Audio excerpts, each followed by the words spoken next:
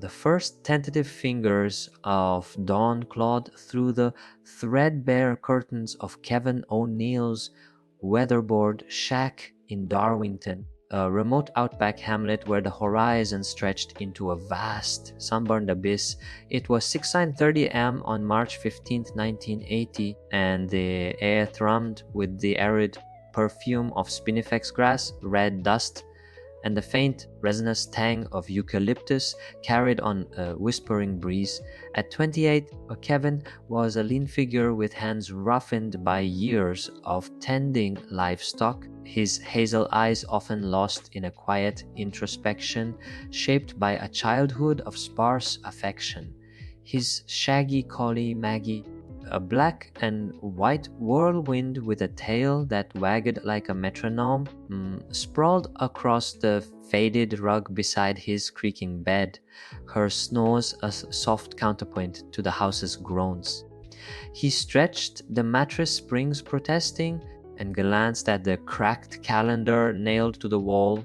Another day of wrestling with old Max's ailing sheep, and felt an inexplicable shiver ripple down his spine. Mama, a premonition he couldn't name. Maybe it's just the Outback ghosts playing tricks, he thought with a half smile, shaking off the unease.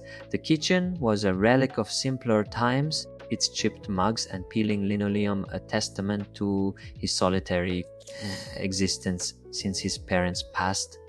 His father, sheep shearer, felled by a heart attack, and his mother, a schoolteacher worn thin by years of grading papers. He brewed a stout cup of tea, the kettle's whistle slicing through the dawn silence like a shearer's blade. Switched on the radio, static crackled, giving way to a droning report on wool prices, dust storm brewing north of Alice Springs, jingle for a new tractor model that promised to tame the wildest paddock.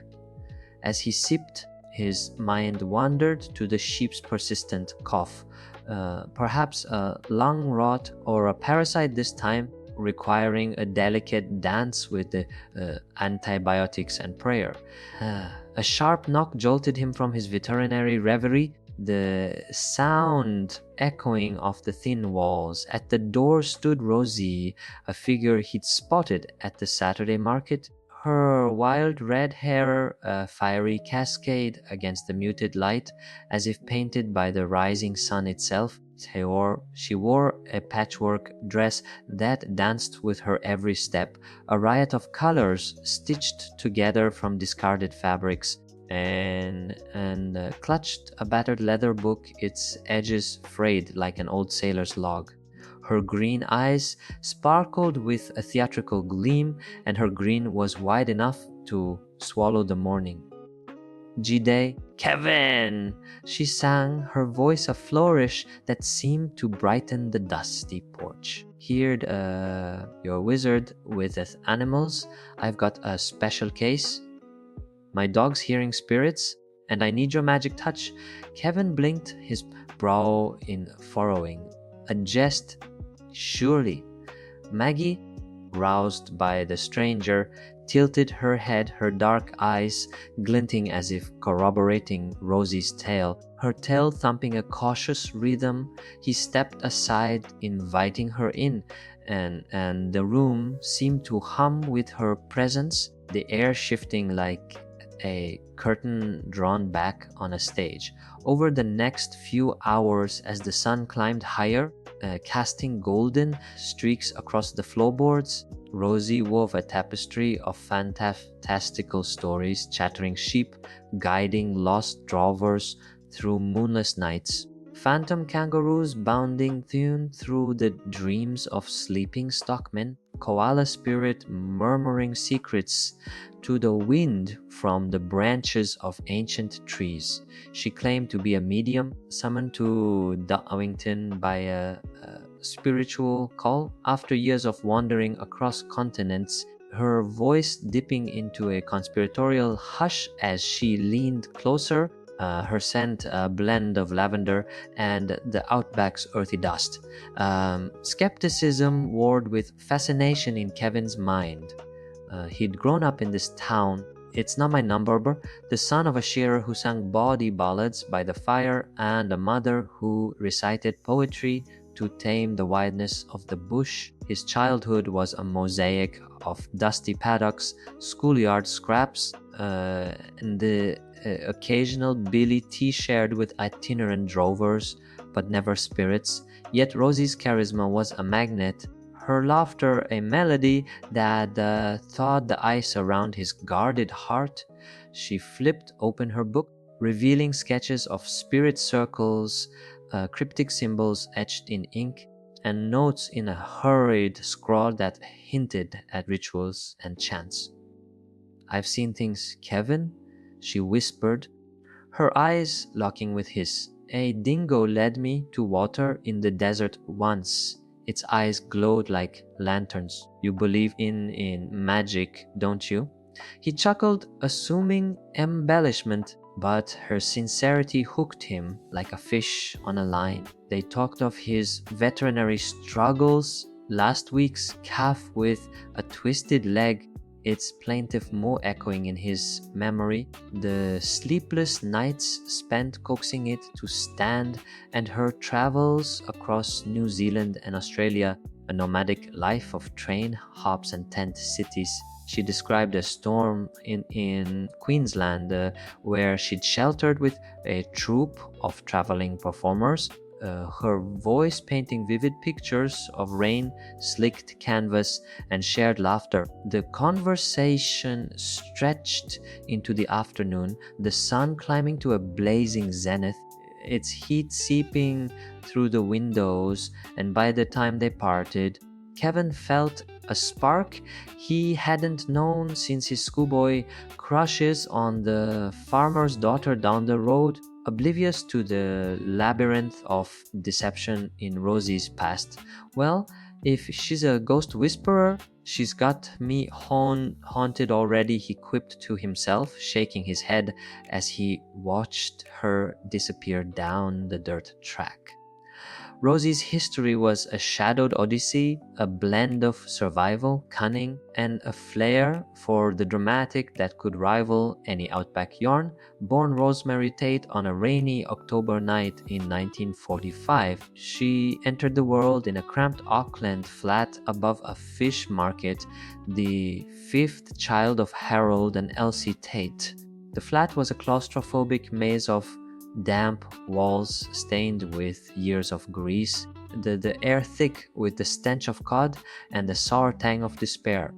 Harold, a once promising vaudeville magician, had lost his stage career to cheap gin and a string of bad bets, his top hat gathering dust in a corner. He turned to parlor tricks to scrape by drilling Rosie in sleight of hand from age 7, her small fingers learning to palm coins and shuffle cards with a magician's grace. Elsie, a wiry woman with a sharp tongue and sharper elbows, hawked fake love potions, water dyed with food coloring and a splash of perfume, earning pennies from lovelorn fools at the market, her stall a beacon of hope for the hopeless. The siblings, two older brothers who'd fled to the docks, a sister lost to marriage, teased Rosie relentlessly, calling her red trickster, but she thrived on the challenge, her red hair a defiant flag against the grayness. At 12, she launched her first con, Lucky Stones, river pebbles painted gold with nail polish. To classmates, pocketing enough for sweets and a smug sense of power. The schoolyard buzzed with her name, and she reveled in the attention, her pockets jingling with coins. By 16, her father's drunken rants, "You'll never be more than a street rat," and her mother's scolding, "Stop filling heads with nonsense." She ran away, and hitching a ride with a traveling circus bound for Wellington under the canvas tents. She mastered ventriloquism, her puppets dancing to her voice, their wooden faces carved with exaggerated grins.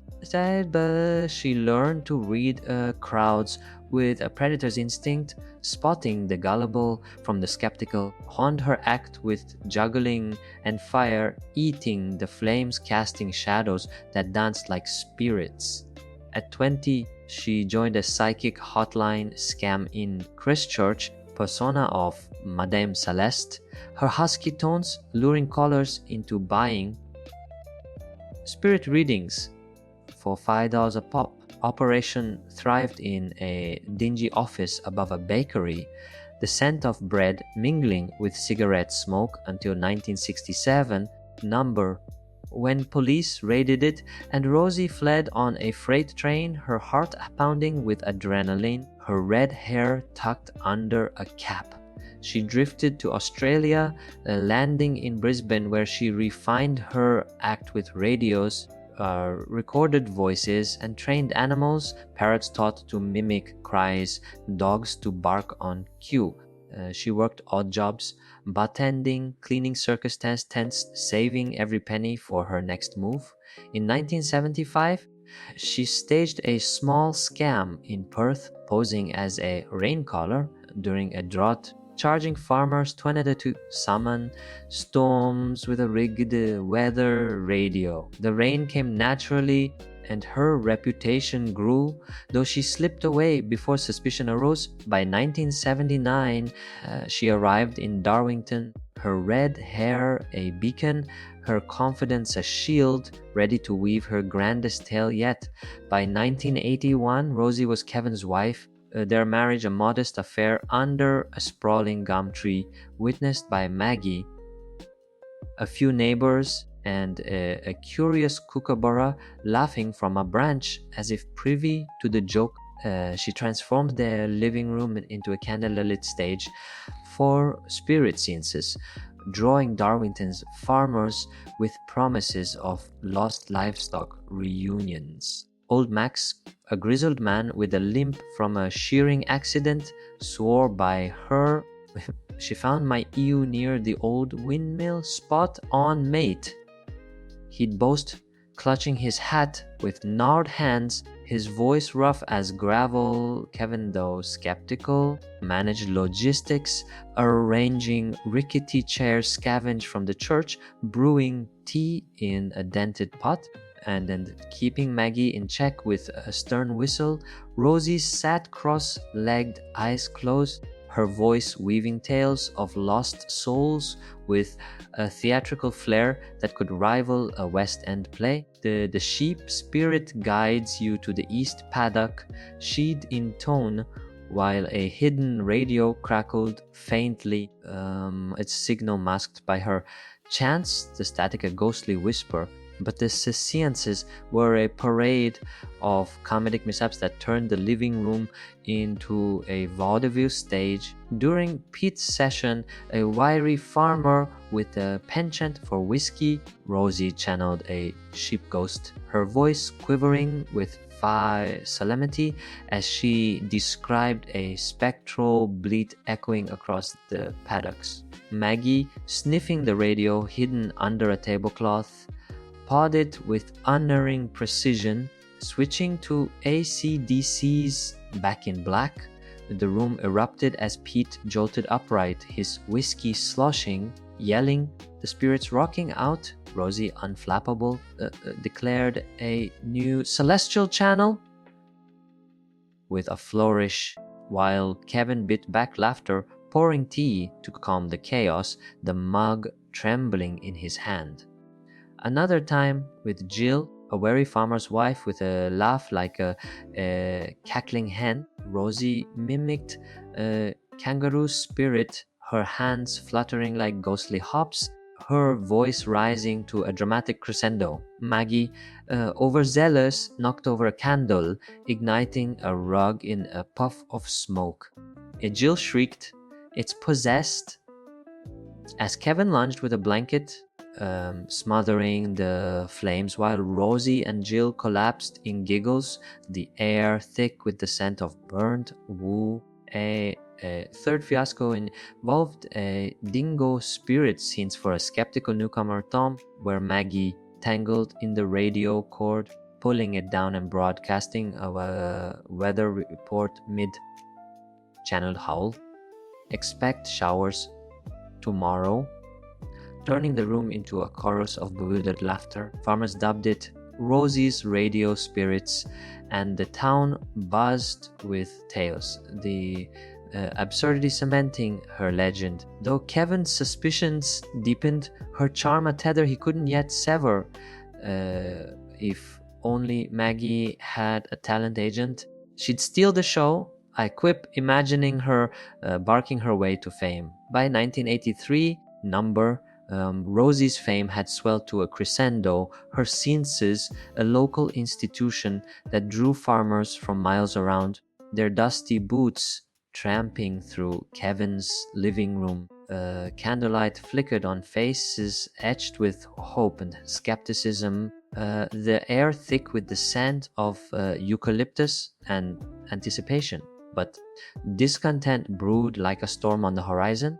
Farmer Dave, a burly man with a temper forged by years of drought and a face like weathered leather, lost to 200 to her services, a promise to locate a prize ram that never materialized, and stormed to the police station, his boots thumping like war drums on the wooden floor. "She's a bloody con," he roared, slamming a fist on the desk, his voice echoing off the peeling paint of the squat brick building.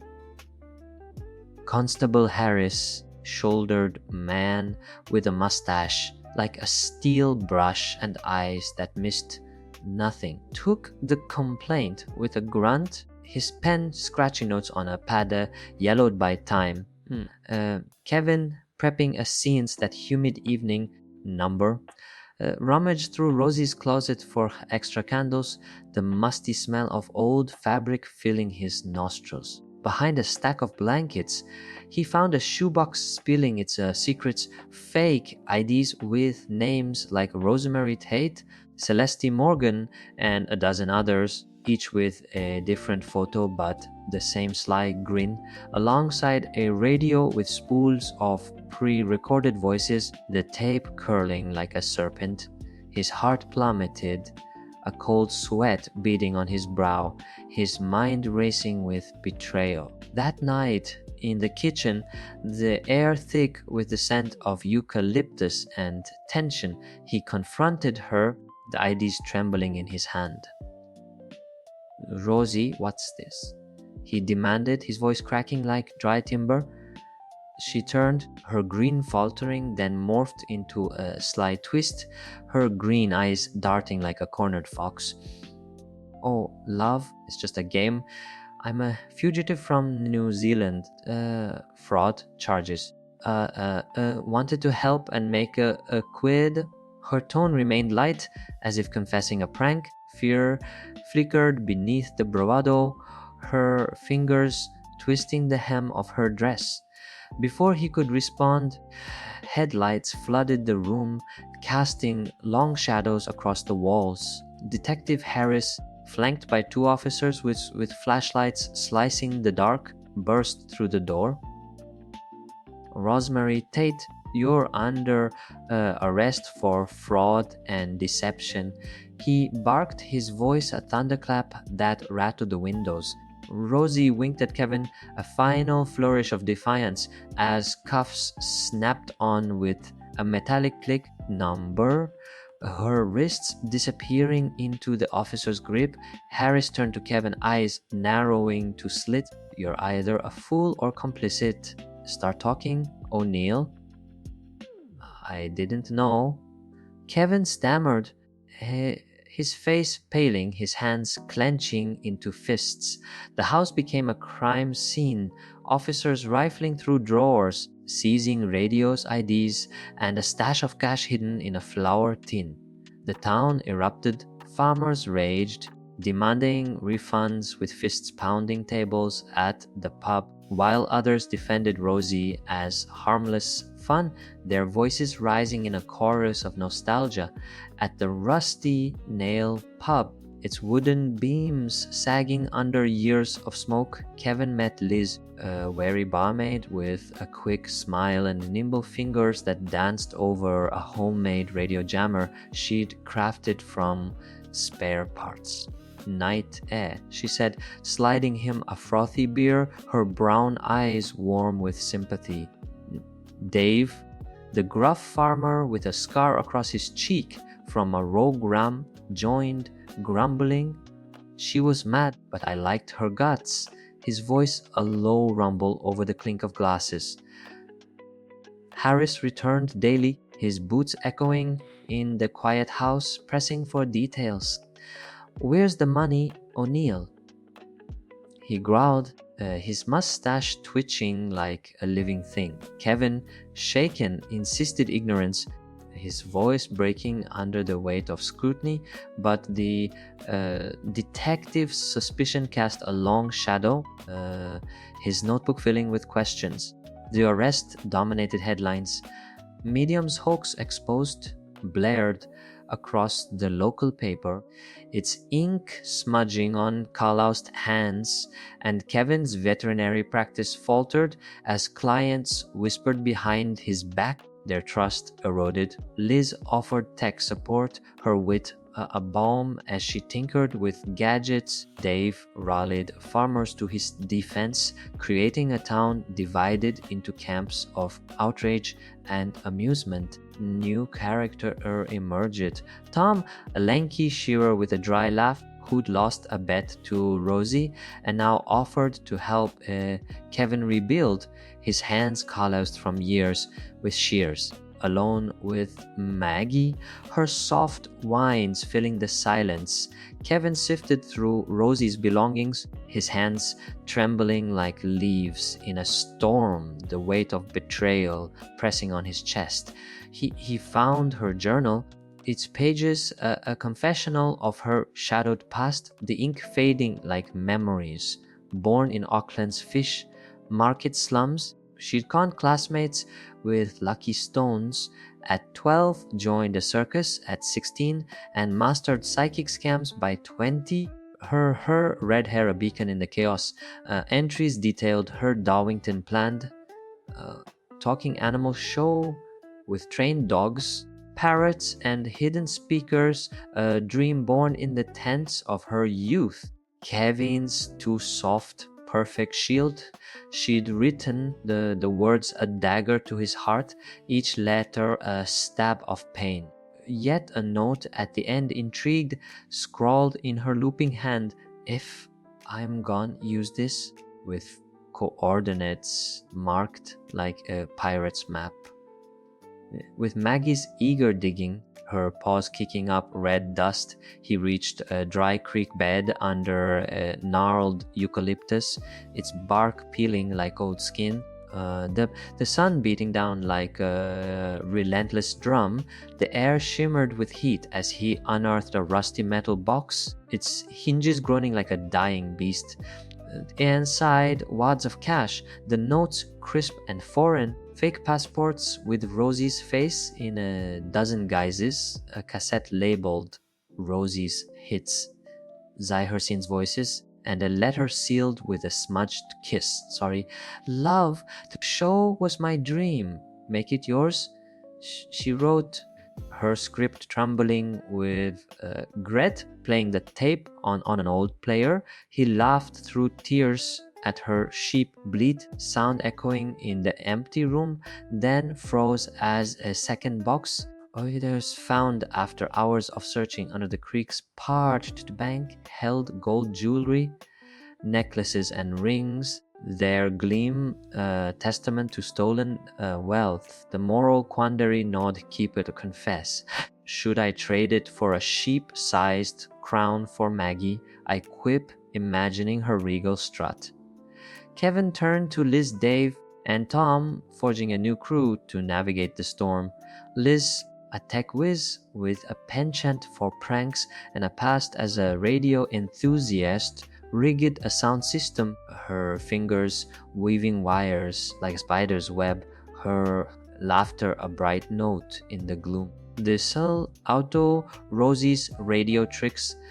She grinned, her brown eyes alight with mischief, her hands stained with solder, Dave gruff but loyal, his scar a badge from a rogue ram.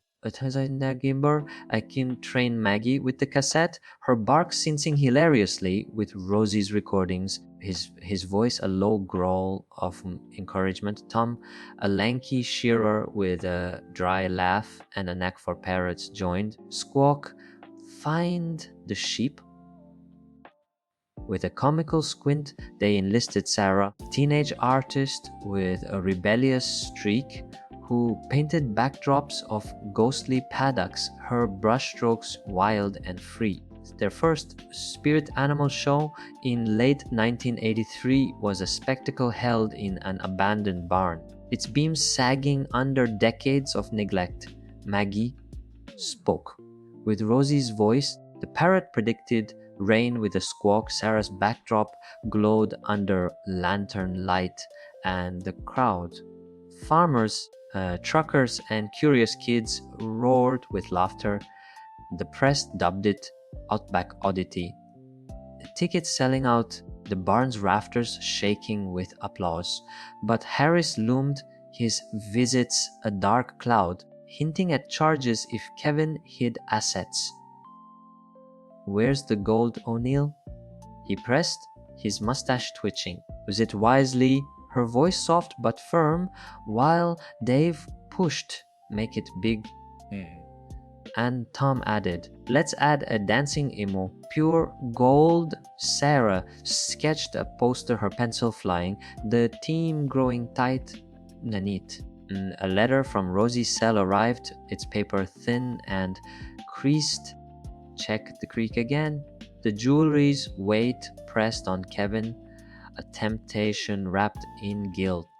Debated, expand or confess as the show gained traction, drawing a TV producer, Jack, a slick man with a camera crew promising fame but demanding secrets. By 2025, Kevin, now 73, Rosie's Outback Spirits, a touring hit with Maggie's Pups, show a blend of humor and heart that drew crowds nationwide. The gold stayed hidden, jest with Rosie's ghost, its gleam a silent witness in his attic.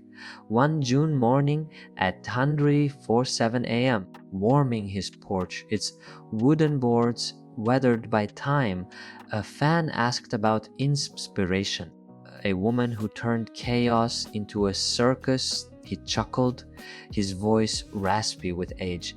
His daughter, born to Liz, a lively girl named Ella with her mother's wit, asked about Grandma Rosie. He spun a tale of a dreamer, blending truth, her cons, her charm with myth, spirits dancing in the Outback night. Yet the dilemma persisted. Use the gold to expand, risking exposure, or donate it anonymously. Producers like Jack offered TV deals. I can say that it's their cameras gleaming with ambition, but Harris's shadow lingered, a reminder of unfinished justice. Liz, now his partner, pressed for expansion, her hand steady on a new soundboard, while Dave trained pups. Soft rafter with age. Tom's emu act flopped hilariously. A feathered disaster, folks, prompting Sarah to redesign posters. Ella, now 20, joined the crew, her art a bridge to Rosie's legacy, urged honesty. The choice weighed his soul, legacy versus integrity, as the show's success teetered on his decision. A final letter from Rosie, smuggled out, hinted at more gold, a test of his resolve. Kevin stood at the creek, Maggie at his side, the sun high, and chose donating half anonymously, using the rest to fund a youth arts program, a legacy of laughter and redemption.